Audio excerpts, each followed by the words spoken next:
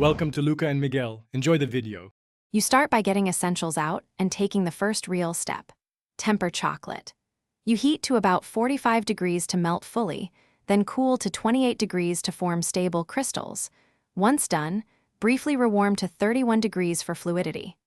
Use a silicone mat and piping bag to shape sprinkles immediately because the tempered chocolate must be worked while it's glossy and slightly thickened. Make sure to work in a cool room to slow setting and keep pieces uniform. Now you continue by forming the actual sprinkler pieces. You fill a piping bag with tempered chocolate and practice a few test lines to gauge flow. Once consistent, pipe 3 5-centimeter lines about 0.5 centimeter thick on parchment. Work in short batches so the chocolate remains workable. Once a sheet is piped, place it in the fridge for 5-10 minutes so the chocolate firms evenly without cracking. If lines spread, adjust nozzle size or cool the surface slightly and repeat. Finish by cutting the chilled chocolate strips into sprinkles and handling them gently so they don't heat with your hands. You trim every 3-4 centimeters with a hot, sharp blade for clean edges.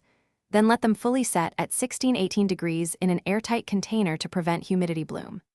If sprinkles look dull or develop white streaks, retemper a small batch and refresh them. This corrects unstable crystals and restores gloss. One tip: avoid rapid temperature swings that cause cracking. Thanks for watching and please subscribe. It's the best investment you'll ever make.